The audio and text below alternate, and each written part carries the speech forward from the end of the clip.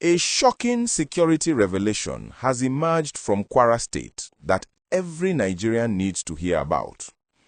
Security operatives have arrested a bandit who disguised himself as a beggar in Igbaja, and the details of this arrest are exposing dangerous new tactics that criminals are using to infiltrate our communities undetected. This happened just yesterday evening in the Ifelodon local government area, and what this arrested suspect revealed to security agencies should concern all of us. Elder Oyin Zubair, who coordinates the Joint Security Watch for Kwara South Senatorial District, confirmed this arrest and explained that these criminals are not just using beggar disguises, but are also pretending to be mentally ill persons in certain areas.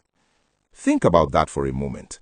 The people we see every day on our streets asking for help or appearing to struggle with mental health challenges could actually be dangerous criminals scouting our neighborhoods and planning attacks. This is a calculated strategy to take advantage of our natural compassion as Nigerians. The arrested suspect was caught trying to blend into towns and villages as a beggar, moving freely without raising any suspicion. According to Elder Zubair, this is part of a disturbing trend where bandits use these disguises to escape law enforcement while they gather information about communities. The suspect has reportedly revealed critical information about his sponsors, naming specific locations where they operate, including Kara Market, Ajaseipo, and Olainka near Okeode. He told security operatives that these sponsors are the ones directing their movements, which means there is an organized network behind these seemingly random beggars and wanderers we encounter. Security sources have explained that these criminals have been using local informants disguised as beggars to scout towns and villages before carrying out attacks or kidnappings. This intelligence comes at a particularly sensitive time for KwaraState, which has been experiencing heightened security challenges.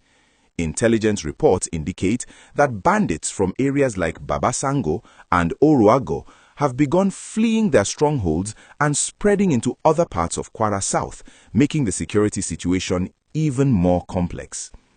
If you are finding this information valuable and want to stay updated on important security developments that could affect your community, please take a moment to like this video and subscribe to our channel so you never miss critical updates that could help keep you safe. The arrested suspect has been handed over to the KwaraState Anti-Kidnapping Squad, and authorities have promised swift action. This development is particularly concerning because it shows how sophisticated criminal networks have become in their operations. They are no longer just relying on brute force, but are using psychological tactics that exploit our humanity. Every Nigerian knows that we are raised to help those in need, to give alms to beggars, and to show compassion to people suffering from mental illness.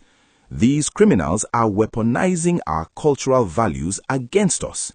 The challenge now is finding a balance between maintaining our compassion and protecting ourselves. We cannot allow fear to turn us into a society that abandons genuinely vulnerable people who need our help. At the same time, we must be more observant and vigilant about unusual behaviors. Security experts are advising that if you notice a supposed beggar showing unusual interest in security installations, asking pointed questions about community leaders, or appearing in areas where begging would not typically make sense, you should alert the appropriate authorities. Community leaders and neighborhood watch groups need to work more closely with official security agencies.